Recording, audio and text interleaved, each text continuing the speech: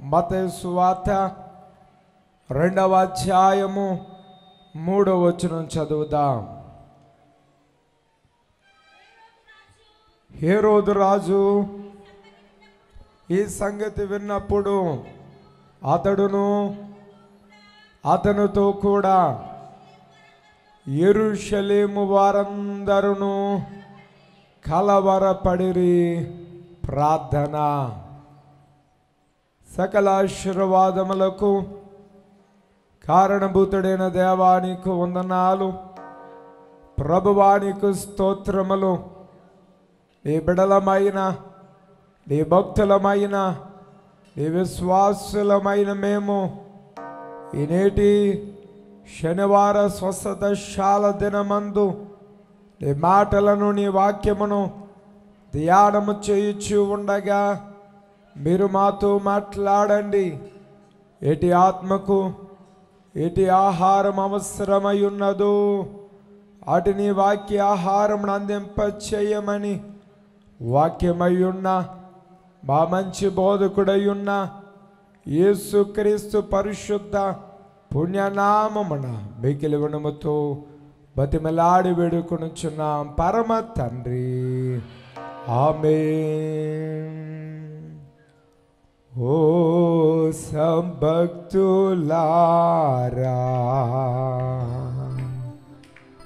లోకరక్షకుండు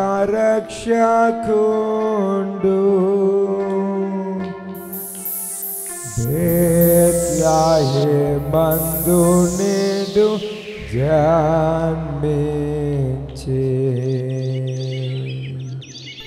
రాజాతి రాజు ప్రభువైన యేసు నమస్కరింపరాండి.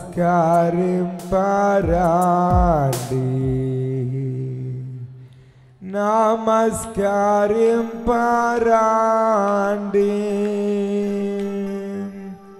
నమస్కరింపరాండి. హోసాముతో అందరు కలిసి పాడదాం. నమస్కరింపరాండి. ఇంకా గట్టిగా నమస్కరింపరాండి.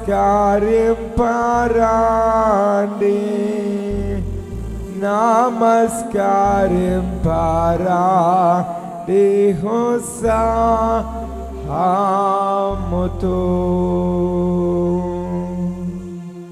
దేవదేవుని జన్మదిన దీవెనలు, ఆశీర్వాదములు మీకును, మీ కుటుంబమునకును, మీ బిడలకును, మీ సమస్త పని పాటలకును సదా తోడయుండును గాక. ఆమేన్. దేవుని స్తోత్రం. హల్లెలూయా.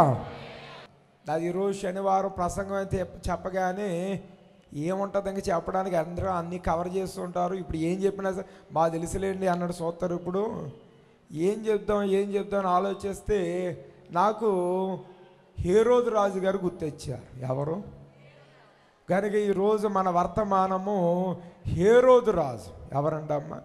ఈయన గురించి ఎవరు పట్టించుకోరు, ఈయన గురించి ఎవరు పెద్ద వర్తమానంగా చెప్పరు. దేవుని స్తోత్ర. దేవుని వాక్యాన్ని వింటున్న వారులారా, ప్రభు నేటి దినమునందు ఆయన మనతో మాట్లాడనయ్యున్న వాక్యాంశము హేరోదు రాజు. అందరూ చెప్పండి అమ్మా, హేరోదు రాజు. దేవుని స్తోత్రం. హల్లెలూయా. బహుశా ఇప్పటికే నాటికలు చాలా మీరు సంఘాలలో, మందిరాలలో, ఆయా చోట్ల చూసి ఉండొచ్చు. యూదులు రాజుగా పుట్టినవాడు ఎక్కడ అనగానే వెంటనే హేరోదు రాజు గారు కోపంగా లేచిపోయి కుర్చీ తన్నేసి, నేను ఉండగా వేరొక రాజు పుట్టడమా అంటాడు ఆయన. దేవుని స్తోత్రం. ఆ హేరోదు రాజు గురించి ఈరోజు మన ధ్యానం చేద్దాం. చదవండి వాక్యాన్ని మరోసారి చదవండి. మత్తయి సువార్త 2:3. హేరోదు రాజు ఈ సంగతి విన్నప్పుడు అతడును అతనితో కూడా యెరూషలేము వారందరూ కలవరపడిరి. దేవుని స్తోత్ర. వాక్యాన్ని వింటున్న వారులారా గమనించండి. ఈ హేరోదు గురించి మనమందరము ఎరిగిన వారమే. యూదులకు రాజుగా పుట్టిన వ్యక్తి ఎక్కడ ఉన్నాడు అని జ్ఞానులు అడగగానే అతనిలో తెలియనటువంటి ఒక ఆందోళన. వెంటనే శాస్త్రులు ప్రధానాధికారులు రమ్మన్నాడు, ఇది విచారించమన్నాడు. ఆ తర్వాత ఏమి ఎరగనట్టు మీరు వెళ్ళి ఆయన పూజించి నాకు సమాచారం పట్టి రండి, నేను కూడా వచ్చి ఏం చేస్తాను, పూజిస్తానన్నాడు. అతడు పూజించడానికి కాదు, ఏం చేయడానికని, చంపడానికి అని దేవదూత ఎవరికి, జ్ఞానులకు చెప్పగా వారు వేరొక మార్గము గుండా వెళ్ళిపోయారు. ఎంతకాలానికి జ్ఞానులు తిరిగి రాకపోయేసరికి ఈ హేరోదు రాజు చేసిన పని ఏమిటి, ఆ దేశములో 2 సంవత్సరాల లోపు పసిబిడ్డలందరినీ చంపించేశాడు. అతి కిరాతకంగా, అతి ఘోరంగా. యేసు ప్రభు వారు పుట్టిన సమయంలో, జ్ఞానులు వచ్చిన కాలంలో 2 సంవత్సరాల లోపు పసిబిడ్డలందరినీ నిర్దాక్షిణంగా చంపించేశాడు. అలాంటి ఒక మూర్ఖుడైన, క్రూరుడైన, దుర్మార్గుడైన హేరోదు యొక్క చరిత్ర ఈరోజు మనం ధ్యానం చేయనే ఉన్నాం. దేవుని వాక్యాన్ని వింటున్న మనము కానీ గమనించాలి, ఈ హేరోదు ఎవరు, అతని చరిత్ర ఏమిటి, అతడు ఎక్కడ వాడు, ఎక్కడి నుండి వచ్చాడు, ఎవరితడు అన్న విషయము మనకు తెలియాలంటే అసలు హేరోదు ఎవరో మనం తెలుసుకోవాలి. ఎవరి హేరోదు అనగా ఇతడు ఎదోమీయుడు. ఎవరండమ్మా హేరోదు ఎవరు? ఎదోమీయుడు. దేవుని స్తోత్ర, హల్లెలూయా. ఎదోమీయుడు అనగా ఎవరి సంతానం అనంటే యాషావు గారి సంతానం. ఎవరి సంతానము? ఎదోమీయుడు అనగా యాషావు గారి సంతానము. ఎదోమీయుడైన హేరోదు ఎవరిని చంపాలనుకున్నాడు? చెప్పాలి గట్టిగా. యేసు ప్రభులు వారిని చంపాలనుకున్నారు. మరి యేసు ప్రభు వారు ఎవరి సంతానం అనగా యాకోబు సంతానము. మీరు చాలా శ్రద్ధగా వింటేనే కానీ మీకు అర్థం కాదు ఈ వర్తమానం. కొలల గురించి, జ్ఞానుల గురించి విన్నంత సింపుల్గా ఉండదు. దేవుని వాక్యాన్ని వింటున్న వారులారా, ఎవరి హేరోదు, ఇతని సంతానం ఏమిటి అనగా హేరోదు ఎదోమీయుడు అనగా యాషావు గారి సంతానం. మరి అతడు చంపాలనుకుంటున్న యేసు ప్రభువారు ఎవరనగా యాకోబు సంతానం. అంటే ఇప్పుడు మనం ఈ హేరోదు గురించి, ఆయన చంపాలనుకున్న యేసు ప్రభువారు గురించి చెప్పుకునే ముందు మనం ఎక్కడి నుంచి రావాలి? వారు ఎవరి సంతానానికి చెందారో ఆ యాకోబు యాషావుల యొద్ద నుంచి రావాలి. దేవుని స్తోత్ర. అక్కడ దాకా వచ్చినప్పుడు ఇంకో 2 జనరేషన్ వెనక్కి వెళ్ళిపోదాం మనం. విశ్వాసులకు తండ్రి ఎవరు? గట్టిగా చెప్పాలి. అక్కడి నుంచి వచ్చేద్దాం.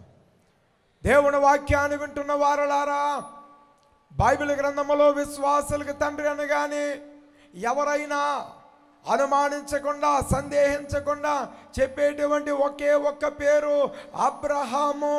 ఎవరండమ్మా? అబ్రహాము. అబ్రహాము గారు, అతడికి అన్నీ ఉన్నాయి కానీ ఏమి లేదు. చెప్పాలి గట్టిగా. సంతానం లేదు. అంటే యేసు ప్రభు వారు అందరికీ తెలుసు ఆయన ఎక్కడి నుంచి వచ్చారు, ఎక్కడి నుంచి వచ్చారు, ఎక్కడి నుంచి వచ్చి అలా తవ్వుకుంటూ వెళ్తే అబ్రహాము గారి దగ్గర నుంచి వచ్చారు. ఆయన ఎక్కడి నుంచి అండి? అబ్రహాము గారు ఆయనకి సంతానం లేని సమయమునందు దేవునికి మొరబెట్టేవాడు, దేవునికి ప్రార్థన చేస్తూ ఉండేవాడు. ప్రార్థన చేసిన ప్రతిసారి కూడా ప్రభు ఏమనేవారు? అదిగో ఆ నక్షత్రాలు చూడు, లెక్కెట్టగలవా? లేదు నాయన, అంతర సంతానం నేను నీకు. మరి ఒక పర్యాయము ఇసుక రేణువులు చూసి లెక్కెట్టగలవా? లేదు నాయన, అంతటి సంతానం నేను నీకేం చేస్తాను, ఇస్తాను. రోజులు గడుస్తున్నాయి కానీ ఏమి. ఒకరోజు సాక్షాత్తు దేవుడే దిగొచ్చేశాడు. ఎవరి దగ్గరికి? మంచి విందు భోజనాన్ని అతడు అబ్రహాం దేవునికి సిద్ధపరిచాడు. దేవుడు ఆ భోజనం చేసి చేయి కడుక్కొని, ఇంకా ఆ చేతి తడి ఆరిందో లేదో కానీ దేవుడు ఒక మాట అన్నారు, మళ్ళీ వచ్చే ఏట నీకొక మగ బిడ్డ అన్నటువంటి సంవత్సరానికి అబ్రహాము గారి 100వ ఏట దేవుడు అతనికి ఒక చక్కటి కుమారుడైన ఇస్సాకునిచ్చాడు. చేపలు కూడా దామండి. దేవుని స్తోత్ర. ఇప్పుడు చెప్పండి, అబ్రహాము కుమారుడు లేక పుట్టిన 100వ ఏట పుట్టిన ఆ కుమారుని చూచి వృద్ధుడైన ఆ అబ్రహాము తండ్రి మురిసిపోయేవాడు. ఒకరోజు ఆ కుమారుడు పెరిగాడు, పెద్దవాడయ్యాడు, యుక్త వయసుకు వచ్చాడు, తండ్రి చేతికి అందించాడు.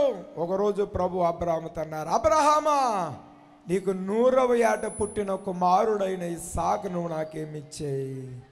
గట్టిగా చెప్ప. నాకు బలిచ్చే అన్నారు. 100వ ఏట పుట్టిన కుమారు నాకు బలిచ్చే అన్నారు. అనగానే ఏమన్నాడండి అబ్రహాము? ఎంతమంది ఉన్నారు?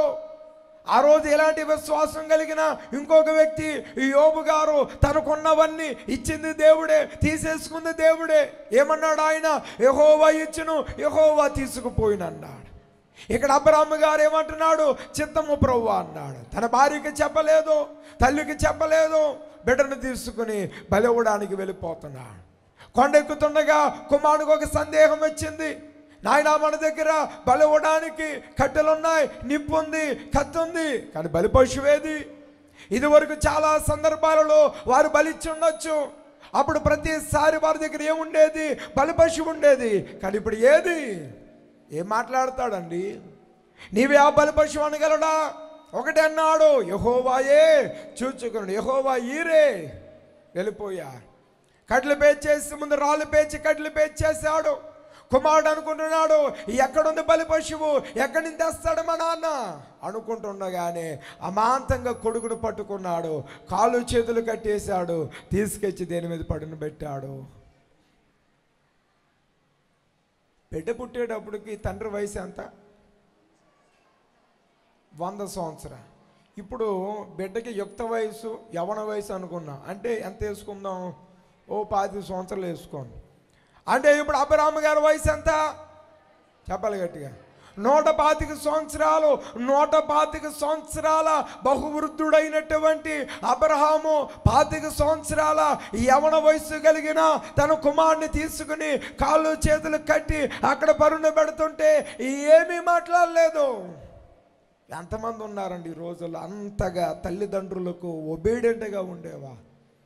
కళ్ళ ముందు నా తండ్రి నన్ను బలి చేస్తున్నాడని తెలిసినా సరే, నా తండ్రి నన్ను ఇప్పుడు బలి ఇవ్వబోతున్నాడు, ఆ బలి పశువు నేనే అని తెలిసినా సరే, వృద్ధుడైన తండ్రిని ఒక మాట అనకుండా, అతని యొద్ద నుండి విదిలించుకోకుండా అలాగే ఉన్న అటువంటి కుమారుడు ఎంతమంది ఉన్నారు ఈ రోజుల్లో?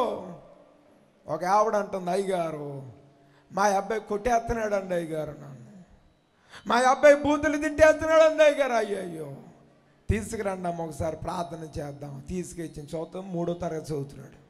ఎంతండి అమ్మ? 3వ తరగతి. 3వ తరగతి చదువుతున్నప్పుడు ఏం చేస్తున్నాడు? వాళ్ళ అమ్మని కొట్టేస్తున్నాడు అంట, బూతులు తిట్టేస్తున్నాడు అంట. బాలు నడవలసిన త్రోవన వానికి పెద్దోళ్ళది కూడా తప్పు ఉందలేండి, మన వాళ్ళని కూడా సమర్థించకూడదు. నేను వీడియోలు చూశాను. నేను అంటే అందరూ అలాగ ఉంటారని కాదు, కానీ నేను సోషల్ మీడియాలో ఒక వీడియో చూశాను. ఓ చిన్న బాబుని ఓ బల్ల మీద కూర్చోబెట్టారు. అది డైనింగ్ టేబుల్ అనుకుంటా. చుట్టూ కుటుంబ సభ్యులు ఉన్నారు. ఓ మురిసిపోతున్నారు. ఆ బాబు మాట్లాడుతాడు. ఇంతకీ ఏం మాట్లాడుతున్నాడు? బూతులు మాట్లాడుతున్నాడు. ఆ బూతులు మాట్లాడుతుంటే ఈ చుట్టుపక్కల వాళ్ళు ఏం చేస్తున్నారు? కూర్చున్న వాళ్ళు ఓ సంబరపడిపోతున్నారు. నేను అనుకున్నా కంగారు పడుకుని పెద్ద ఎంత తిడతాడు, అప్పుడు వస్తుంది నొప్పి. దేవుని వాక్యాన్ని వింటున్న వారులారా, 125 సంవత్సరాలు బహువృద్ధుడైన అబ్రహాముని ఎదిరించగలడా? ఎదిరించలేడా? ఖచ్చితంగా. కానీ ఎదిరించలేదు. అందుకనే అబ్రహాము కుమారుడిని ఇస్సాకు దేవునికి సాదృశ్యం అంటారు. గమనిద్దాము. ఇక ఆ బలిపీఠ మీద పెట్టి ఒక చేతో అతడే నిప్పు పట్టుకున్నాడు, మరి ఒక చేత కత్తి పైకెత్తి పట్టుకుని వేగంగా దించేస్తున్నాడు. ఎవరి మీదకి? ఏం ఆలోచించట్లేదండి. ఇదంతా ఎవరు చూస్తున్నారు పైనుంచి? అబ్రహాము చేస్తున్న పనికి దేవుడికి కంగారు పుట్టించింది. ఆ పరలోకమందున్నటువంటి ఆ పరమందున్న దేవుడు సమస్తాన్ని చూస్తూ అబ్రహామా ఆగో. అబ్రహాము చేసిన పని దేవుడికి ఏం పుట్టించింది? చెప్పాలి గట్టిగా. ఎవరి కోసం చేస్తున్న పని? దేవుని కోసం చేస్తున్న పని. ఎప్పుడైనా మనము చేసే దేవుని కొరకు చేసే పని దేవునికి కంగారు పుట్టించిందా? దేవుని కోసం చేసే పనులకు మనమే కంగారు పడము. ఇక దేవుడు ఎక్కడ కంగారు పడతాడండి? ఇంకా ఆ రోజు అబ్రహాము గారు దేవుని కొరకు చేస్తున్న పనికి దేవుడు ఏమైపోయారు? కంగారు పడిపోయారు. అబ్రహామా చాలు ఆగింకా, నీ విశ్వాసమును బట్టి నీవు కుమారుని ఏమి చేసినట్టే, బలి చేసినట్టే. ఇప్పుడు మళ్ళీ నువ్వు వధించే బలి ఇవ్వక్కర్లేదు, నీ విశ్వాసం బట్టి నువ్వు ఇచ్చేసావు. అందుకని విశ్వాసాలకు ఏమైపోయావు? తండ్రి అయిపోయావు. అదిగా ఆ పొదలో కొమ్ములు తొలుక్కున్న ఆ పొట్టేలను తీసుకొచ్చేమిచ్చి శ్రద్ధగాను.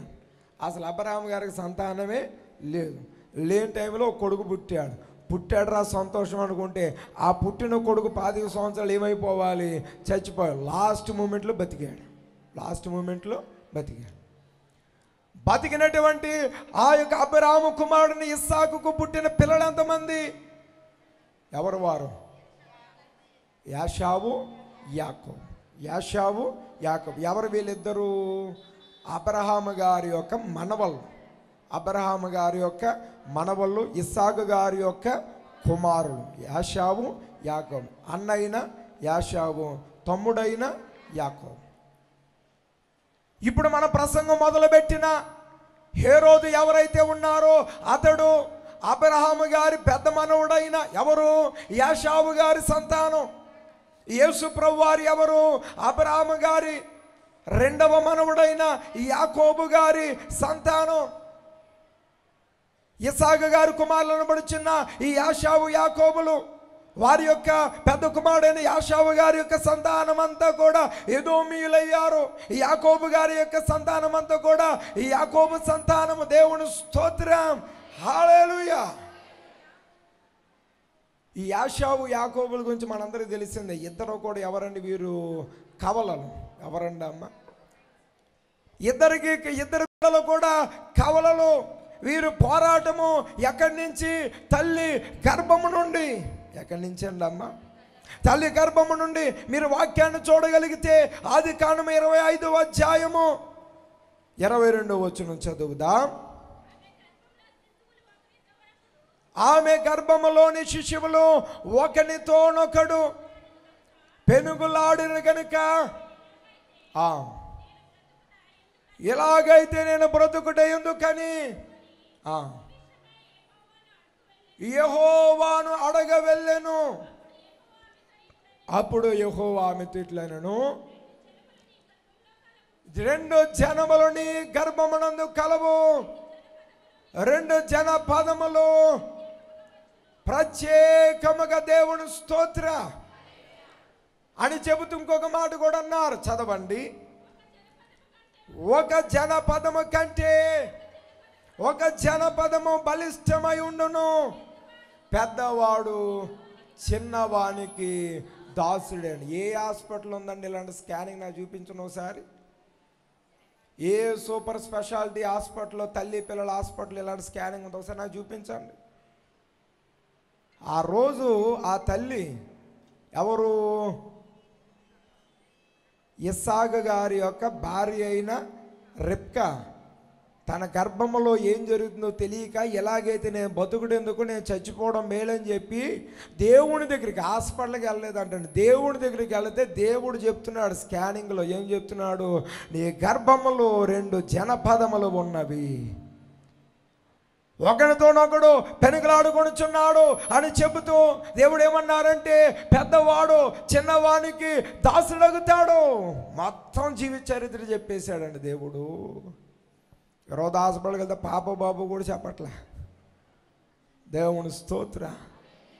ఆ రోజు యేసు ప్రభు వారు వాళ్ళు ఎవరు, వారు ఏమవుతారు, వారి జీవితాలు ఎలా ఉంటాయి, వారి బ్రతుకులు ఎలా ఉంటాయి, A to Z చెప్పేశాడండి దేవుడు ఆ రోజే. ప్రభువు చెప్పినట్లుగానే ప్రసవ సమయమునందు 2 కవలలు పుట్టారు. గమనించండి దేవుని వాక్యాన్ని వింటున్న వారులారా. మొదటగా పెద్దవాడైనటువంటి యాషావు, రెండవ వాడు ఈ యాకోబు.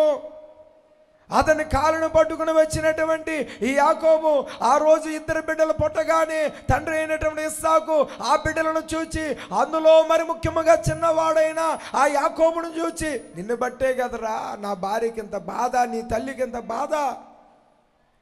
పెద్దవాడైన యాషావు గారికి ఎంట్రుకలు ఎక్కువ, రోమాలు ఎక్కువ. అందుకనే రోమములు గలవాడు అని అర్థం వచ్చే యాషావు అని పేరు పెట్టాడు. యాషావు అనే మాటకు అర్థం ఏమిటి? రోమములు గలవాడు. చిన్నవాడైన ఈ యాకోబు, నిన్ను బట్టే కదా నా భార్యకు నీ తల్లికి ఇంత వేదన, చనిపోయేంత శ్రమ, జ్యేష్ఠత్వం కొరకే కదా, ముందు రావాలనే కదా, జ్యేష్ఠుడిగా ఉండాలనే కదా అని చెప్పి మోసగాడు అని అర్థం వచ్చి ఏం పెట్టాడు? యాకోబు అని పెట్టాడు. పేరులు తగ్గట్టుగానే వారు పెరగడం కూడా మొదలైంది. రోజులు గడిచే కొద్దీ పెద్దవాడైన ఈ యాషావు గారు తండ్రికి ఇష్టడైపోయాడు. చిన్నవాడైన ఈ యాకోబు ఎవరికి ఇష్టడయ్యాడు? తల్లికి ఇష్టడయ్యాడు. దేవుని స్తోత్ర. యాషావు యాకోబుకి గొడవ ఏంటమ్మా? యాషావు యాకోబుకి గొడవ అంటే ఏమని చెప్తారు మీరు? అయ్యా, వాళ్ళిద్దరూ చంపుకుంటాను తిరిగారు లేదా? నరుక్కుంటామని తిరిగారు లేదా? వీళ్ళిద్దరికి గొడవ ఏంటంటే ఏమని చెప్తారు మీరు? అయ్యా, చాలామంది మ్యాక్సిమం 99% చెప్పే మాట ఏమిటంటే, ఏముందండి జ్యేష్ఠత్వం లాగేసుకున్నాడు కదా, అందుకేనండి వారి మధ్య ఉన్న గొడవలు దెబ్బలాట్లు అంట.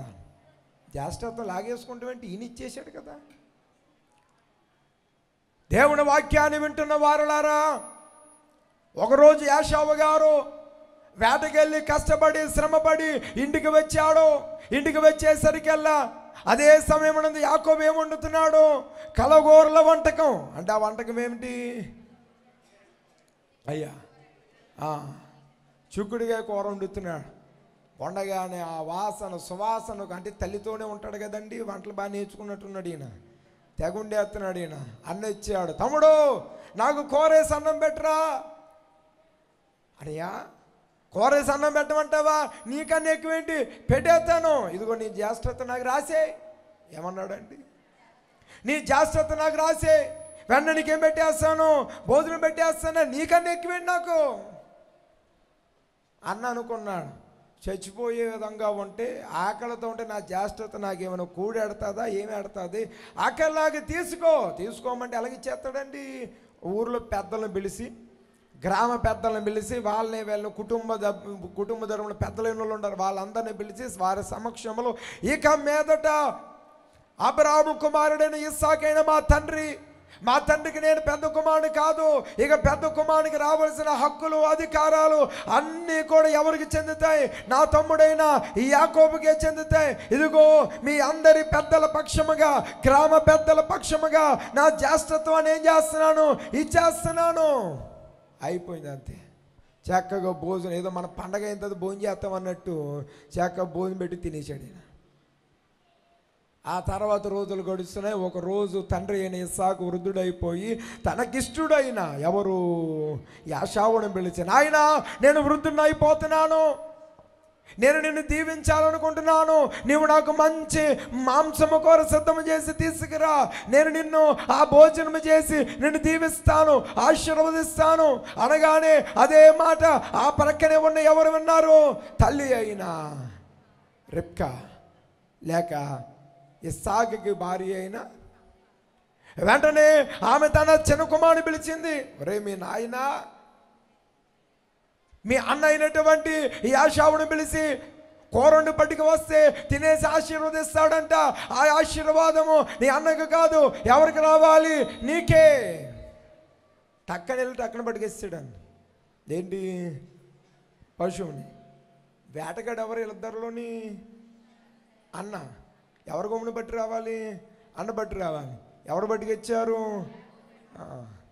యాకోబు. అంటే అలాగే ఏదో చేసి ఉంటాడు, ఎక్కడ టక్కన అడిగేసాడు. ఈ వెంటనే వండేసేసి కూర చేతిలో పెట్టి మళ్ళీ ఆలోచించిద్ది. ఏమని? ఆయనకేమో యాషాబు అంటే ఒంటికి ఏముంటాయి? రామాలు. ఆ చంపైన జంతువు ఎంటుకలు తీసుకొచ్చి ఇక్కడ అతికించేసింది ఆవిడ. ఎల్లన్నది అంతే, లోపలికి వెళ్ళిపోయాడు. నాయనా నేను వచ్చానన్నాడు. అదేంటి? నేను రమ్మన్నది ఎవరిని? నా పెద్ద కుమారుని యాషాబుని. వచ్చింది ఎవరు? నా చిన్న కుమారుడైనా యాకోబు. అందుకు ఒక మాట ఉంటుంది, ఒక కీర్తన, స్వరం ఉంటే యాకోబు తడిమి చూస్తే యాషావు. దగ్గర రమ్మన్నాడు, ఎందుకంటే అప్పటికే వృద్ధుడైపోయాడు, కళ్ళు సరిగా కనబట్టలేదు ఇస్సాకుకి. దగ్గర రమ్మని తడిమాడు, స్వరమేమో యాకోబుది. సరే ముట్టుకుని చూద్దామని చెప్పి తడిపితే ఎవరు? యాషావు. చక్కగా భోజనం చేసేసి అతను మోకరింప చేయమని తన తండ్రి ద్వారా కలిగేటువంటి ఆశీర్వాదాలన్నీ అందించేశాడు. ఆ ఆశీర్వాదాలు పట్టుకుని వెళ్ళిపోయాడు. వెళ్ళిపోయిన ఆకాశేపుడికి తండ్రి నేను వచ్చానన్నాడు. ఎవరు?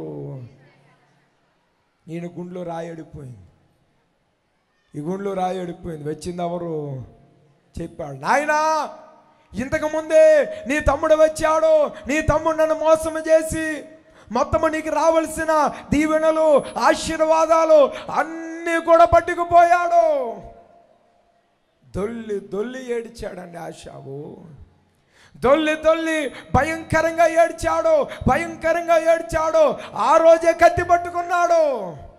నాకు చెందిన, నాకు రావలసిన ఆశీర్వాదాలు నా యొద్ద నుండి కొట్టేసిన నా తమ్ముడు నేను బతకనవను, అతడు ఎక్కడ దొరికితే అక్కడే చంపేస్తానని చెప్పి కత్తి పట్టుకున్నాడు. అది తెలిసినటువంటి ఆ తల్లి తన కుమారుని కాపాడుకోవడానికి అప్పటికప్పుడు తన మామయ్యని ఎక్కడ పంపించేసింది? దేవుని స్తోత్ర.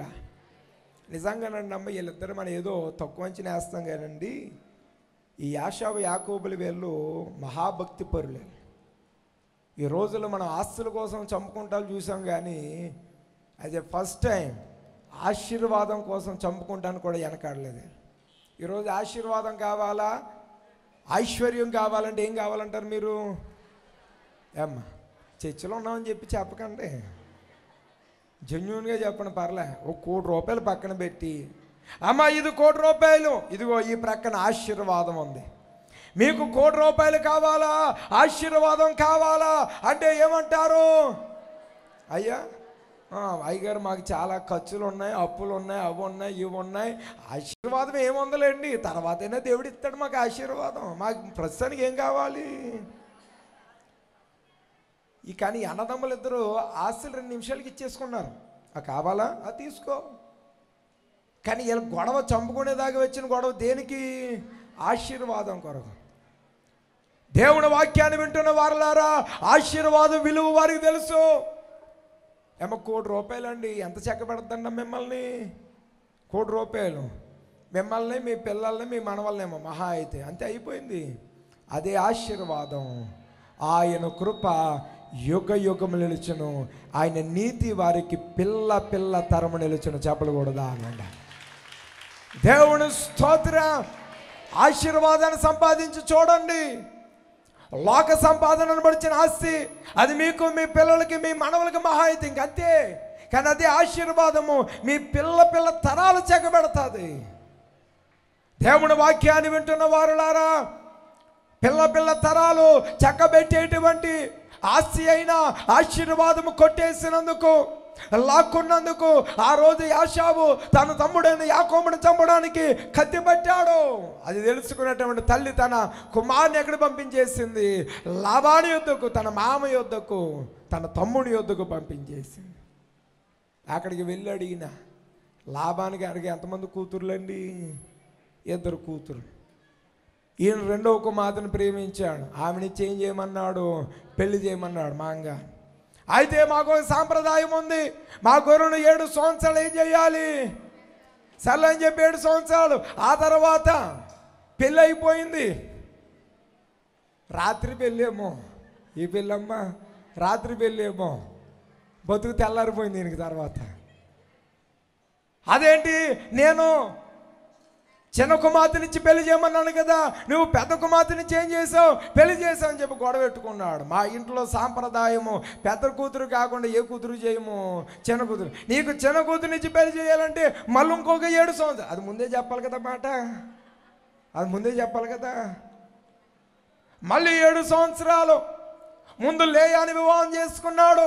ఆ తర్వాత మరి 7 సంవత్సరాలకి ఎవరిని? రాహేల్ని వివాహం చేసుకున్నాడు. దేవుని స్తోత్ర. యాకోబే మోసగాడు అనుకుంటే యాకోబుకి మించిన మోసగాడు ఎవరు? మాంగ. ఇంకా ఆయన మోసాలు తట్టుకోలేక అప్పటికే 14 సంవత్సరాలు అయిపోయింది. 14 సంవత్సరాలు, ఆ పైన ఇంకొక 6 సంవత్సరాలు వేసుకుని ఆయన రావడం, ఆ తర్వాత పిల్లలు ఒక 20 సంవత్సరాలు అయిపోయింది. 2 సంవత్సరాలు. 20 సంవత్సరాలు అయిపోయిన తర్వాత యాకోబు అనుకుంటున్నాడు, నా అన్నకి నా మీద కోపము తగ్గిపోయి ఉండొచ్చు, నేను ఇక్కడ ఉండను, నేను వెళ్ళిపోతాను. ఇంకా ఎక్కడికి? చెప్పాలి గట్టిగా.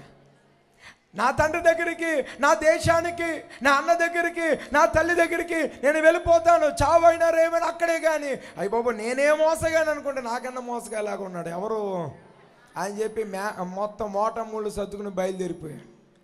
అంటే తినాశ ఏమిటంటే 20 సంవత్సరాలు దాదాపుగా అయిపోయింది కదా, మా అన్నకి నా మీద ఏం తగ్గిపోయి, కోపం తగ్గిపోయి ఏం పెరిగిపోయి ఉంటుంది అని చెప్పి అనుకుని బయలుదేరిపోయాడు.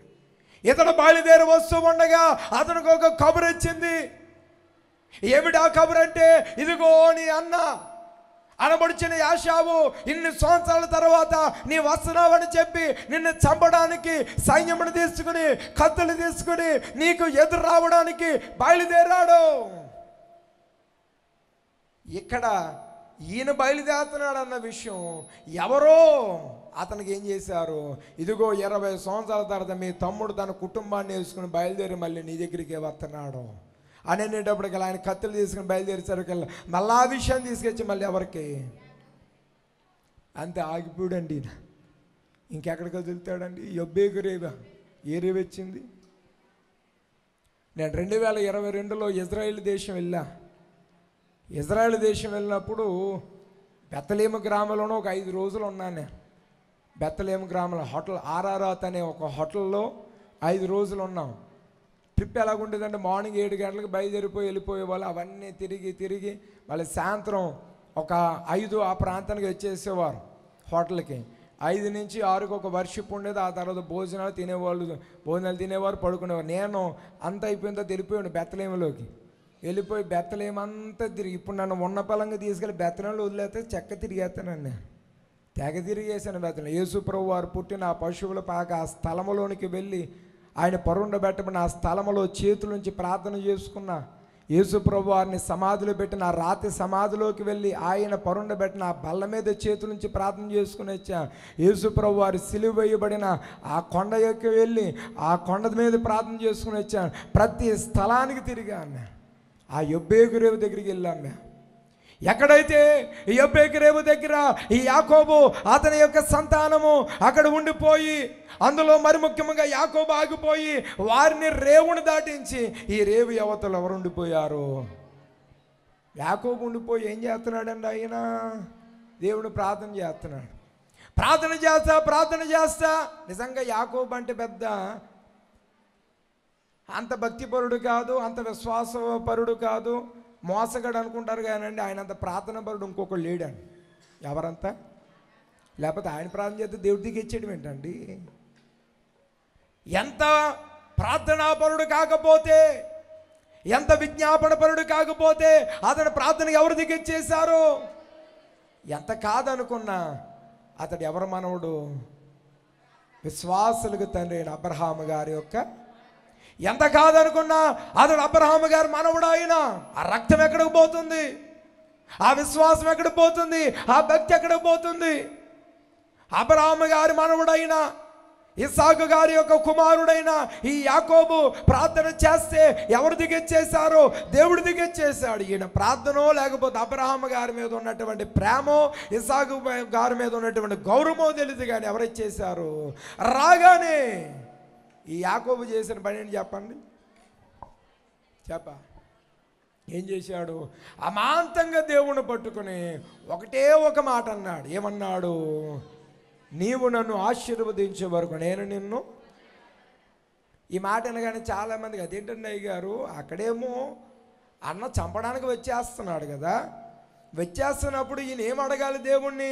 దేవా నాకు ప్రాణభిక్ష పెట్టి అనాలి, లేకపోతే నా అన్న నన్ను చంపడానికి వస్తున్నాడు నన్ను కాపాడనాలి, లేకపోతే మా అన్నతో నువ్వు మాట్లాడనాలి. ఇవేమి అనకుండా ఏమంటున్నాడు ఈయన?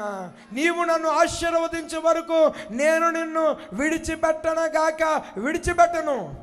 ఎందుకన్నాడు? ఎవరని చెప్పగలరా? పెద్దలు ఎవరైనా దీవించేటప్పుడు కామన్గా బేసిక్గా దీవించే మొదటి దీవెన ఏంటండి? నిండు నూరేళ్ళు. ఆ నూరేళ్ళు లేవు ఈయనకి. ఇప్పుడు ఎవరైనా లోకస్తులు ఎవరైనా పెద్దలు దీవించేటప్పుడు ఏమని దీవిస్తారు? నాయన నిండు నూరేళ్ళు చక్కగా ఉండు ఆయన ఏంటంటారు దీన్ని? దీవెన లేకపోతే ఆశీర్వాదం. దేవుని వాక్యాన్ని వింటున్న వారులారా, ఆ ఆశీర్వాదం కోసం పట్టుకున్నాడు దేవుణ్ణి. ఏ నిండు నూరేళ్ళు అయితే ఈయనకి లేవు, దాని కొరకే, ఆ ఆశీర్వాదం కొరకే నీవు నన్ను ఆశీర్వదించే వరకు నేను నిన్ను విడిచిపెట్టనన్నాడు. దేవుని స్తోత్ర. తెల్లవారిపోతుంది, వెలుతురు వచ్చేస్తుంది, అయినా ఏం చేయట్లేదండి. యాకోబు నన్ను విడిచిపెట్టు అయినా విడిచిపెట్టట్లేదు. దేవుడు చూశాడు, ఒక్క తన్ను తన్నాడా అండి, ఒకటే కొట్టు, అయినా విడిచిపెట్టాడా? కొట్టింది ఒక కొట్టే విడిచిపెట్టాడా? ఒకవేళ అదే తన్ను కానీ అదే కొట్టు కానీ మిమ్మల్ని కొడితే ఏం చేస్తారమ్మా? నేను రానండి చర్చికి, నేను చర్చికి రాను. ఇంకా దేవుడు నేను గుండెల్లో పెట్టుకుంటే దేవుడు నన్ను గుండెల మీద తన్నాడు. నేను రాను చర్చికి, అయినా విడిచిపెట్టలేదండి. ఎవరున్నారండి ఈ రోజు అలాంటి విశ్వాసులు? అందుకే వాళ్ళ చరిత్రలో మిగిలిపోయారు వాళ్ళు. అయినా విడిచిపెట్టలేదు, అయినా వదిలిపెట్టలేదు. అప్పుడు అన్నాడు దేవుడు, నీవు మనుషులతోనూ దేవునితోనూ పోరాడి గెలిచావు. నీ పేరేమిటి? యాకోబు. నేను చెప్తున్నానయ్యా, నీ పేరు ఈ యాకోబు కాదు, నీ పేరు ఇశ్రాయేలు అన్నారు. ఆయన చెప్పకూడదా అమంటాం. దేవుని స్తోత్ర. యేసు ప్రభువు వారు పుట్టింది ఏ దేశం? చెప్పలు గట్టిగా. ఇజ్రాయేల్ దేశం. అసలు ఇజ్రాయేల్ దేశం అన్నది ప్రపంచ పటంలో లేదండి. యేసు ప్రభువు వారు తాను పుట్టడానికి ఒక దేశాన్నే పేరు పెట్టుకుని భూమి మీదకి తెచ్చుకొని ఆయన ఆ దేశంలో దేవుని వాక్యాన్ని వింటున్న వారులారా, ఇజ్రాయేల్ అని పేరు పెట్టారు. వెళ్ళన్నారు అంతే, బయలుదేరి వెళ్ళిపోతున్నాడు. ఓ ప్రక్కన అన్న ఎదురు ఇచ్చేసాడు. ఇద్దరు కూడా ఎదురు బదురు అవగానే దేవుడు వారి మధ్య ప్రేమను కలిగించారు. కత్తులు పట్టుకున్న వారు కత్తులు వదిలేశారు, దగ్గరికి వచ్చారు. ఇంచుమించు 20 సంవత్సరాల తర్వాత వారు పగనంతా మర్చిపోయి ఇద్దరు కూడా ఏమైపోయారు? కౌగిలించుకొని వారు కలిసిపోయారు. దేవుని స్తోత్ర. ఇప్పుడు ఈ సీన్ అంతట్లో బాధపడిన వాళ్ళు ఎవరు చెప్పండి? అన్నలో కొట్టుకొని ఇడిపోవడం, 20 సంవత్సరాల తర్వాత మళ్ళీ రావడం, మధ్యలో తర్వాత మళ్ళీ ఇద్దరు చంపుకుండా బయలుదేరడం, మళ్ళీ చివరికి ఎండ్ ఆఫ్ ద డే వీళ్ళిద్దరు కలిసిపోవడం, ఇవన్నీ చూసి బాధపడిన వాళ్ళు ఎవరు తెలుసండి అమ్మా? ఈయన బయలుదేరుతుండగానే ఆయన కబురు పెట్టి ఆయన కత్తట్టుకున్నాడని చెప్పి ఈయనకి చెప్పి, మధ్యలో ఉంటారు చూసారు కొంతమంది ఛార్జీలు వేసి తిరిగిన వాళ్ళు. ప్రతి కుటుంబంలో కొంతమంది ఉంటారు అటు ఇటు తిరిగిన వాళ్ళు. అదే పని. ఇంకా వాళ్ళిద్దరూ కూడా కలబడిపోయి కొట్టేసుకుని రక్తాలు వచ్చేదాకా పేకలు ఎగరిపోయినా వీళ్ళ మధ్యలో పైశాచిక ఆనందం ఎలా చూసి ఆనందిస్తారు అనమాట. లేకపోతే ఎవరు చెప్పి ఉంటారు మరి? అలా ఉంటారు కొంతమంది, ప్రతి కుటుంబంలో ఉంటారు అలాంటి వాళ్ళు. లేకపోతే 2 కుటుంబాలు, 2 అన్నదమ్ములు కలుస్తున్నారు కానీ సంతోషత్వం మానేసి ఈయన బయలుదేరుతున్నాడని ఆయనకి చెప్పి, ఆయన కత్తట్టుకున్నాడని ఈయనకి చెప్పి, ఎందుకంటే ఇవి ఇక వాళ్ళ జీవితాలు అంతేనండి. వాళ్ళ బతికినంతకాలం అటు ఇటు గంతులేసి వాళ్ళ విషయాలు వీళ్ళ విషయాలు వాళ్ళకి చెప్పి ఇద్దరి మధ్యలో గొడవలు, దెబ్బలాటలు, కలహాలు. దేవుని స్తోత్ర. అన్నదమ్ములు ఇద్దరు కలిసిపోయారు. అక్కడతో కథ సుఖాంతం అయిపోయింది అనుకున్నారు. అబ్బే అవలే. దేవుని వాక్యాన్ని వింటున్న వారులారా, అక్కడతో కథ సుఖాంతం అయిపోయింది అనుకున్నారు. కానీ గమనించండి, వీరు వైర్యం అనేది ఎక్కడి నుండి మొదలైంది? తల్లి గర్భము నుండి. వీరు వైర్యం అనేది ఏదైతే ఉందో తల్లి గర్భము నుండి ఏదో జీవించుతున్న కాలంలో ఏర్పడినటువంటి వైర్యము కాదు. వీరు వైర్యం అనేది ఆ రోజు ఆ తల్లి అందుకే కదా, ఎలాగైతే నేను బతకలేను, నేను చనిపోతానని చెప్పి దేవుని దగ్గరికి వెళితే అప్పుడే కదా, అమ్మా నీ యొక్క గర్భంలో 2 జనపదములు ఉన్నాయి, ఒకదాని మీద ఒకటి బలిష్టమైనది అని చెబుతూ అప్పుడే అన్నాడు దేవుడు.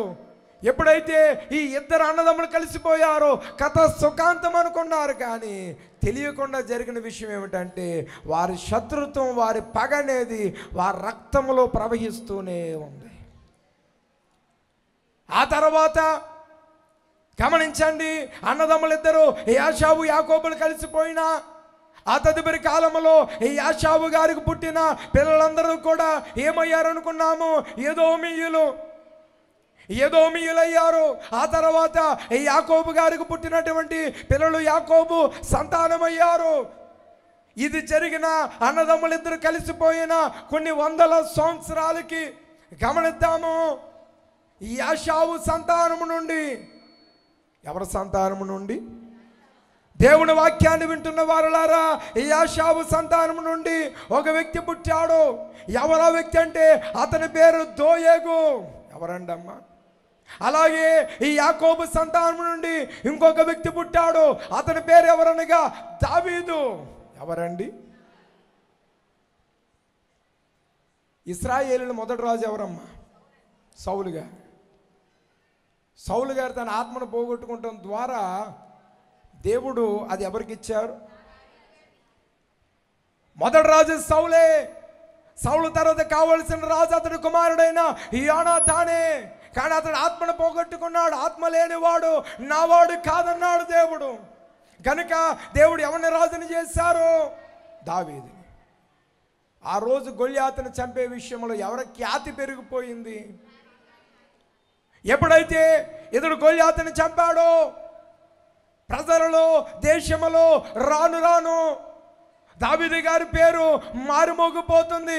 అప్పటికే ఇచ్చిన వాగ్దానమును బట్టి, గొల్యాతును చంపిన వాడికి నా కుమార్తెనిచ్చి వివాహం చేస్తానన్న మాటను బట్టి తన కూతునిచ్చి పెళ్లి చేసి దావీదుకి ఏమయ్యాడు? మాంగారయ్యాడు. తన కన్న కుమార్తె భర్తను కూడా చూడకుండా ఎన్నో పర్యాయాలు ఏం చేయాలని చూశాడు? చంపాలి. రాజరికం అలాంటిది. రాజరికం అలాంటిది. నా తర్వాత నా కొడుకు అవ్వాలి రాజు, కానీ అల్లుడు అవ్వడానికి రాజరికం అనేది అలాంటిది. రాజ్యము నా యొక్క కుటుంబం చేతిలో ఉండాలి, కానీ నల్లుడి చేతికి వెళ్ళకూడదని చెప్పి ఎన్నో ప్రయత్నాలు, ఈటలు విసిరాడు, బల్లాలు విసిరాడు, అనేక ప్రమాదాల పరిస్థితులు ఎదుర్కొన్నాడు దావీదు. ఆ తర్వాత కొంతకాలము తరిమాడు. ఎవరు? సౌలు. ఎవరిని? దావీదుని. ఇదంతా మనకు తెలిసిన చరిత్రే. కొంతకాలము దావీదు ఆయా ప్రాంతాలలో తలదాచుకుంటూ తిరిగిన సంగతి మనమందరము ఎరిగిన వారమే. చంపడానికి సౌలు తరిమేవాడు, దావీదు పరిగెట్టేవాడు. అలాగూ దాక్కుంటూ పరిగెడుతున్న క్రమములో ఈ దావీదు ఒక గ్రామములో తలదాచుకున్నాడు. ఆ గ్రామము టోబు. ఏంటండి అమ్మా? ఆ గ్రామం పేరు ఏమిటి? చెప్పలు గట్టిగా. దేవుని వాక్యాన్ని వింటున్న మనము ఆ గ్రామము యాజకుల గ్రామము, యాజకుల పట్టణము. ఆ టోబు అనబడిచిన గ్రామము ఏదైతే ఉందో ఆ గ్రామములో ఉన్న వారందరూ కూడా, ఆ గ్రామంలో ఉన్న వారందరూ కూడా ఎవర్రా అంటే యాజకులే, యాజకుల కుటుంబమే, యాజకుల పిల్లలే. ఆ గ్రామంలోకి వెళ్ళి దాక్కున్నాడు. వారేమో దావీదు గారి మీద ఉన్నటువంటి ప్రేమతో దావీదు గారికి ఆశ్రయం ఇచ్చారు. ఎదోమీయుడు, యాషావు సంతానానికి చెందిన ఒక వ్యక్తి ఎవరనుకున్నాం? దోయేగు. ఆ దోయేగు అతడు ఒక కామన్ మ్యాన్. అతడు ఒక కామన్ మ్యాన్, ఒక సామాన్యుడు, ఒక పౌరుడు. ఈ వ్యక్తి దావీదు గారు దోయేగు అనబడిచిన ఒక గ్రామంలో తలదాచుకుంటాం చూశాడు. చూసి మొదటి సమూయేలు గ్రంథము 22వ అధ్యాయము 9వ వచనం చదువుదాము. మొదటి సమూయేలు 22:9. అయ్యా, ఎవరైనా మైక్ ఉన్న వాళ్ళు చదవండి అయ్యా. మైక్ ఉందండి, మైక్ తీసి చదవండి. తీసుకోవాలి, మైక్ తీసుకోవాలి. మొదటి సమూయేలు గ్రంథము 22వ అధ్యాయము 9వ వచనము. మొదటి సమూయేలు 22:9.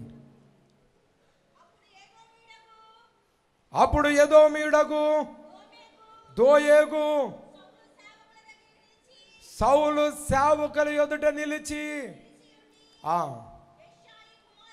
యెషయి కుమారుడును పారిపోయి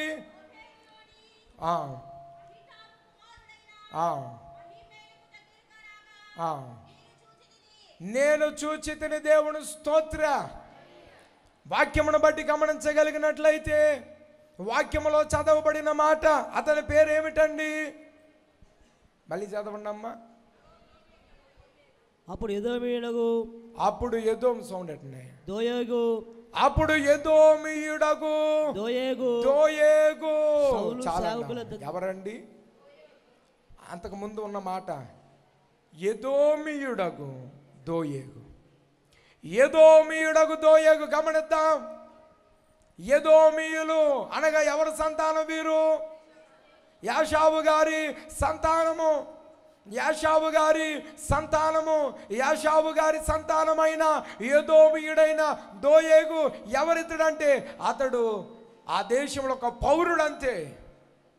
అతనికంటే ఏ ప్రత్యేకత లేదు. అతను ఒక పౌరుడు, ఎదోమీయుడైన యాషావు సంతానానికి చెందిన వ్యక్తి అంతే. ఇతడు యాకోబు సంతానానికి చెందిన ఎవరు? దావీదు గారు టోబు అనబడుచున్న యాజకుల పట్టణంలోకి వెళ్ళి తలదాచుకునడం చూచి ఇతడు ఏం చేశాడంటండి, సౌలు సేవకుల యుద్ధకు వచ్చి, సౌలు సైనికుల యుద్ధకు వచ్చి, ఎవరైతే చంపాలని తిరుగుతున్నాడో మామయ్య అయిన సౌలు యుద్ధకు వచ్చి, ఇదిగో నేను యెషయి కుమారుడైన దావీదును కనుగొంటిని, అతడు పలానా చోట అతడు ఉన్నాడు, నేను చూచాను అని చెప్పి ఒక కబురు పెట్టాడు. వీళ్ళ సేవకులు వెళ్ళేమో ఎవరు చెప్పారు? రాజుగారు చెప్పారు. రాజా నీవు చంపాలనుకున్నటువంటి దావీదంట పలానా టోబు ప్రాంతంలో తలదాచుకున్నాడంట. మాకు ఎదోమీయుడైన దోయే కనబడుచున్న ఒక వ్యక్తి మాకు ఇన్ఫర్మేషన్ ఇచ్చాడు. వెంటనే రాజు సైనికులు పంపించి మొత్తము ఆ ప్రాంతంలో ఉన్న యాజకులందరినీ రప్పించాడు. యాజకులందరినీ మొదటి సమూయేలు గ్రంథము అదే 22వ అధ్యాయము 17వ వచనం చదవండి. అదే మొదటి సమూయేలు గ్రంథం 22:17. యెహోవా యాజకులకు వీరు, యెహోవా యాజకులకు మీరు దావీదుతో కలిసినందున ఎవరిని పిలిపించాలనుకున్నాము? ఆ టోబు ప్రాంతానికి చెందిన యాజక పట్టణానికి చెందిన వారందరిని పిలిపించినటువంటి ఎవరు? ఈ సౌలు వారితో మాట్లాడుతున్నాడు. దైవజనులారా, మీ పట్టణానికి దావీదు వచ్చాడా? తలదాచుకున్నాడా? కానీ వీరైతే దావీదును కాపాడాలనేటువంటి ఆశతో లేదండి, మా పట్టణానికి రాలేదండి, మా యొద్ద లేడండి అనగానే సౌలు గారు కోపంతో ఊగిపోయి అంటున్నటువంటి మాట చదవండి. ఇప్పుడు అతడు పారిపోయిన సంగతి నాకు తెలియజేయగా పోయినందున మీరు వారి మీద పడి చంపుడని తన చుట్టూ నిలుచున్న కావలి వారికి ఆజ్ఞ ఇచ్చెను. రాజు సేవకులు యెహోవా యాజకులను హతము చేయనొల్లక దేవుని స్తోత్ర. అమ్మ వాక్యాన్ని వింటున్న వారులారా శ్రద్ధగా ఆలకించండి. యాజకులైన వారందరిని పిలిపించాడు.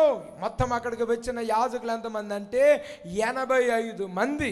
ఎంతమంది అండి అమ్మ? 85 మంది దైవ సేవకులు యాజకులైన వారందరిని పిలిపించాడు.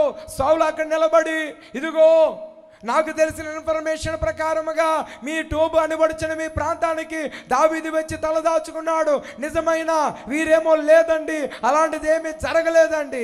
వెంటనే సౌలు అంటున్నాడు, దావీదు మీ యొద్దకు వచ్చాడని అతడు తలదాచుకుని అక్కడి నుంచి పారిపోయిన సంగతి ఇది ఏది కూడా నాకు మీరు చెప్పకుండా దాచినందువలన అని చెప్పి అక్కడున్న సైనికులను చూసి వీరి మీద పడి ఏం చెయ్యండి, చంపేయండి. రాజుగారి దగ్గర సైనికులు ఉంటారు కదండి అమ్మ, వారిని చూసి ఆ 85 మంది దైవ శాఖల మీద పడి చంపేమన్నా. కానీ ఆ సైనికులైన వారు ఏం చేశారో వాక్యములో వ్రాయబడిన మాట చదవండి. తన చుట్టూ నిలిచి ఉన్న కావలి వారికి ఆజ్ఞ ఇచ్చెను. రాజు సేవకులు యెహోవా యాజకులను హతము చేయనొల్లక దేవుని స్తోత్ర. ఏ ఒక్క వ్యక్తి ఏ ఒక్క యాజకుని కూడా చంపడానికి ముందుకు రాలేదు. ఎందుకు రాలేదు అంటే వారు దేవుని సేవ చేస్తున్న దైవ సేవకులు, వారు దేవుని పని చేస్తున్న వారు. ఎవరికి వారికి భార్య బిడ్డలు ఉంటారు కదండి, పోయి దైవ సేవకులను చంపుకొని ఆ యొక్క శాపం వాళ్ళు ఎందుకు కొని తెచ్చుకుంటారు? ఎంత సైనికులైనంత మాత్రాన శత్రులైన వారిని ఎంతమందినైనా చంపమనండి, చంపుతారు. కానీ ఇప్పుడు చంపమంటుంది ఎవరిని? దైవ సేవకుల్ని. 85 మంది. ఎక్కడ చంపుతారు వీరు? ఎవరికి వారికి భయమే. చెప్పింది రాజు అయినా, ఇచ్చినది ఆజ్ఞ అయినా ఏ ఒక్కరు ముందుకు రాలేదు. ఆ సమయంలో రాజుగారు కోపమే చేంజ్ చేశాడంటే, చదవండి అక్కడ. రాజు దోయేగుతో నీవు యాజకుల మీద పడమని చెప్పాను. రాజు దోయేగుతో నీవు యాజకుల మీద పడమని చెప్పాను. అప్పుడు ఎదోమీయుడైన దోయేగు, దేవుని స్తోత్ర, ఎవరండి అమ్మా? యాషావు సంతానికి చెందిన ఎదోమీయుడైన దోయేగు యాజకుల మీద పడి ఏబోదు ధరించుకొనున, అంటే మన వాడుక భాషలో మన ప్రస్తుత దినాల్లో చెప్పాలంటే యాజక వస్త్రములను ధరించుకున్న, అంగి వేసుకున్న, ఏబోదు ధరించుకొనున 85 ఆ దినమున హతము చేసిన దేవుని స్తోత్ర. ఎంతమందిని చంపేశాడండి యాజకుల్ని? అంగీలు వేసుకున్న 85. చంపింది ఎవరు? చంపింది ఎవరనగా ఎదోమీయుడైన దోయేగు. ఎవరు ఎదోమీయుడు? యాషావు గారి యొక్క సంతానం.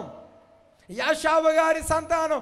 ఎవరిని చంపాలనే క్రమంలో యాకోబు సంతానానికి చెందిన దావీదును చంపాలి. యాకోబు సంతానానికి చెందిన ఈ దావీదును చంపాలని మధ్యలో వచ్చినటువంటి యాషావు సంతానానికి చెందిన ఈ దోయేగు 85 మంది దైవ సేవకులను చంపి అక్కడతో ఊరుకోలేదండి. 19వ వచనంలో వ్రాయబడిన మాట, మరియు అతడు యాజకుల పట్టణమైన లోబు కాపురస్తులను కత్తివాత హతము చేసును. మగవారినేమి, ఆడవారినేమి, బాలులనేమి, పసిపిల్లలనేమి, అలాగే ఎడ్లనేమి, గర్భములనేమి, గొర్రెలనేమి అన్నిటిని కత్తివాత హతము చేసిన దేవుని స్తోత్ర. అక్కడతో ఊరుకోకుండా ఎక్కడికి వెళ్ళాడు? లోబు ప్రాంతానికి వెళ్ళి, యాజకుల ప్రాంతానికి వెళ్ళి చిన్నలను, పెద్దలను, వృద్ధులను, ప్రతి ఒక్కరిని, అసలు ఆ ఊరిలో ప్రాణమున్న జీవి అన్నది ఒక్కటి కూడా లేకుండా చంపాడు. ఎవరు చెప్పాలి? ఎవరు? ఈ దోయేగు. అసలు దోయేగుకి దావీదు గారికి సంబంధమే లేదండి. అతడు రోడ్డు మీద పోయే వ్యక్తి ఆ ప్రాంతంలో దాక్కున్నటువంటి దావీదును చూసి ఆ ఇన్ఫర్మేషన్ ఇచ్చాడు. ఆ ఇన్ఫర్మేషన్ పట్టుకుని సౌలు వారిని పిలిపించాడు. వారు అబద్ధం చెప్పడం బట్టి వారిని చంపని సైనికులు చెప్పాడు. వారు ఎవరో చంపడానికి ముందుకు రాకపోయేసరికి ఈయన చంపమనగా, ఈయన సైనికుడు కాదు, ఏమీ కాదు. అలాంటి వ్యక్తి వెళ్ళి ఆ 85 మంది దైవ సేవకులను చంపేసి అక్కడి నుంచి ఆ ప్రాంతానికి వెళ్ళి అక్కడ చిన్నలను, పెద్దలను, మొత్తం ఆ ప్రాంతంలో ఉన్న వారందరినీ చంపేశాడు. కొన్ని వందల వేల మంది ప్రాణాలను పోవడానికి కారణమయ్యాడు. ఎవరు? ఆ దోయేగు అనబడుచున్న యాషావు సంతానానికి చెందినవాడు. దేవుని వాక్యాన్ని వింటున్న వారులారా గమనించండి. అబ్రాహాము కుమారుడు ఇస్సాకు, ఇస్సాకు కుమారుడు యాషావు, యాకోబు. ఈ యాషావు, యాకోబులైన వారు గొడవ పడిన, చంపాలనుకున్న, చివరికి వారి తల్లి గర్భము నుండి మొదలైన వారి పగ ప్రతీకారములను వడిచిన పోరాటము ఒకానొక రోజున ఏమైపోయారు? వారిద్దరూ కలిసిపోయారు. కలిసిపోయినా సరే వారి సంతానములో, వారి రక్తములో ఆ పగ అనేది ప్రవహిస్తూనే ఉంది. అలా ప్రవహించుచున్న వారి మధ్య, వారి ఇరు కుటుంబాల మధ్య ఉన్నటువంటి వారి పగ కొన్ని వందల సంవత్సరానికి యాషావు కుటుంబంలోని పుట్టిన దోయేగు, అలాగే అదే యాకోబు కుటుంబం పుట్టిన ఈ దావీదు మధ్య ఒకసారి బయటపడి వీరిద్దరి మధ్య కొన్ని వందల వేల మంది అమాయక ప్రజలు చనిపోయారు. ఇది జరిగిన మళ్ళీ కొన్ని వేల సంవత్సరాలకి అదే యాషావు సంతానముడు ఎవరైతే దోయేగు పుట్టాడు అనుకున్నామో అదే వంశము నుండి హేరోదు పుట్టాడు. ఎవడు పుట్టాడన్నమ్మా? దేవుని వాక్యాన్ని వింటున్న వారులారా, హేరోదు ఎవరు? ఎదోమీయుడు అనగా యాషావు గారి సంతానము. గమనించండి దేవుని వాక్యాన్ని వింటున్న వారులారా, ఈ యాషావు గారి సంతానమైన ఎదోమీయుడైనటువంటి ఈ హేరోదు ఎవరైతే భూమి మీద జన్మించాడో మళ్ళీ అదే కాలములో యాకోబు వంశానికి చెందినటువంటి దావీదు వంశానికి చెందినటువంటి ఎవరు? యేసు ప్రభువులు వారు వీరి మధ్య మళ్ళీ బయటపడింది. తరతరాలుగా, వేల సంవత్సరములుగా తల్లి గర్భము నుండి మొదలైన వారి యొక్క పోరాటము, వారికి మధ్య తెలియకుండా కొనసాగుతున్నటువంటి వారి యొక్క రక్తం అనేది మళ్ళీ బయటపడి ఈ యొక్క దావీదు అతని యొక్క వంశం నుండి పుట్టిన యేసు ప్రభువారిని చంపడానికై యాషావు, దోయేగు, అలాగే ఇక్కడ హేరోదు ఈ హేరోదు దేవుని చంపే క్రమంలో కొన్ని వందల వేల మంది పసిబిడ్డలను ఏం చేయడం జరిగింది? చంపేయడం జరిగింది. దేవుని వాక్యాన్ని వింటున్న వారులారా గమనించండి. మళ్ళీ ఇక్కడ ఏదో వీడనబడుచున్నటువంటి ఈ హేరోదు యేసు ప్రభు వారిని చంపుట కొరకై యాకోబు సంతానముగా దావీదు సంతానముగా వచ్చినటువంటి యేసు ప్రభు వారిని చంపుట కొరకై మళ్ళీ అనేక సంవత్సరాల తర్వాత వారిద్దరి మధ్య ఉన్నటువంటి ఆ యొక్క రక్తములను వారి యొక్క పగ మళ్ళీ బయలుదేరి వారి ఇరువురి మధ్య వందల వేల మంది పసిబిడ్డలు చనిపోయారు. దేవుని స్తోత్ర. ఎందుకంటే అయ్య గారు మీరు అంత దీన్ని బట్టి ఏం చెప్తారండి అయ్య గారు అంటే, అందరూ శ్రద్ధగా వినండి. నా వాక్యని ముగించేస్తున్నా. అబ్రహాము గారికి అసలు ఏమి లేదు, 100 ఏట వరకు సంతానం లేదు. మీరు చరిత్రను వెనకేసుకుంటూ అలాగ వెళితే యేసు ప్రభు వారు ఎవరి సంతానం ఇచ్చినట్టు కనబడుతుంది? అబ్రహాము గారి సంతానం. అసలు అబ్రహాము గారికి సంతానమే లేని టైంలో దేవుడు ఎవరినిచ్చారు? ఇస్సాకునిచ్చారు. ఇస్సాకు పుట్టాడ్రా బాగానే ఉందనుకుంటే 100వ ఏట ఇస్సాకు ఏమైపోవాలి? చనిపోవాలి. చనిపోవలసినటువంటి ఇస్సాకు చివరి సమయంలో ఏమయ్యాడు? బతికాడు. అతనికి 2 కుమారులు, యాషావు, యాకోబు. ఈ యాషావు ఎవరిని చంపేయాలనుకున్నాడు? యాకోబుని చంపేయాలనుకున్నాడు. ఆ యాకోబులో నుంచే కదా దేవుడు ఇచ్చింది నక్షత్రము. ఎక్కడ ఉదయించింది? యాకోబులో ఉదయించింది. శ్రద్ధగా నాలి. నక్షత్రము యాకోబులో ఉదయించిన ఆ యాకోబుని చంపేస్తే ఎవరు పుట్టరు?